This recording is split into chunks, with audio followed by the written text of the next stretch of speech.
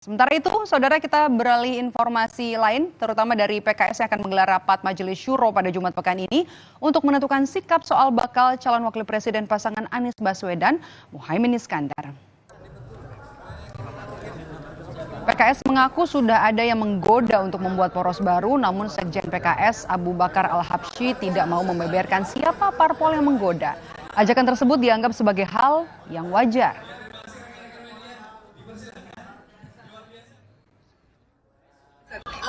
Poros baru P3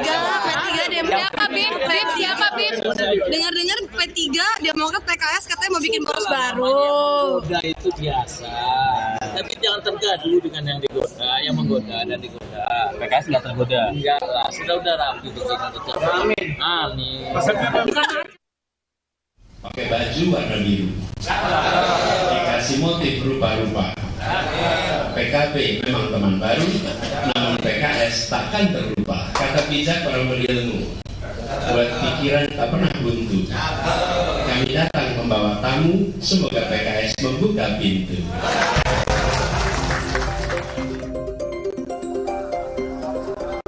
Pantun disampaikan bakal Capres Koalisi Perubahan Anies Baswedan saat menemui markas PKS bersama bakal cawapresnya Muhaimin Iskandar serta jajaran pimpinan PKB dan juga Nasdem.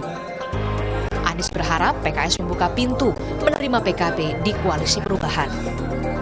Bacawa Pres sekaligus Ketum PKB Muhaimin Iskandar menyebut PKB dan PKS memang punya identitas masing-masing, namun keduanya sama-sama tidak setuju menggunakan politik identitas.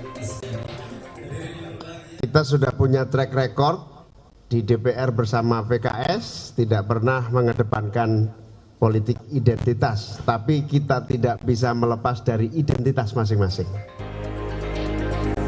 Presiden PKS sebut akan membawa nama Muhaimin Iskandar di rapat Majelis Syuro pada Jumat pekan ini untuk menentukan sikap soal bakal cawapres pasangan Anies Baswedan, Muhaimin Iskandar.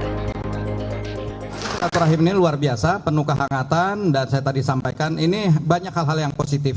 Saya kira suasana yang tadi terjadi di dalam ruangan ini, insya Allah ini akan saya sampaikan kepada musyawarah Majelis Syuro dalam waktu dekat ini, itu bahwa kita sudah semakin erat, semakin memiliki chemistry, dan inilah suasana yang insya Allah akan kita coba laporkan kepada musyawarah Majelis Syuro. Kerjasama PKB dan PKS bukan hanya kali ini terjadi. Keduanya pernah bekerja sama membentuk koalisi poros tengah pada pemilu 1999 dan mengantarkan Gus Dur sebagai presiden. PKB dengan PKS juga pernah bergandengan saat mendukung pemerintahan Presiden Susilo Bambang Yudhoyono selama 2004 hingga 2014. Tim Liputan, Kompas TV.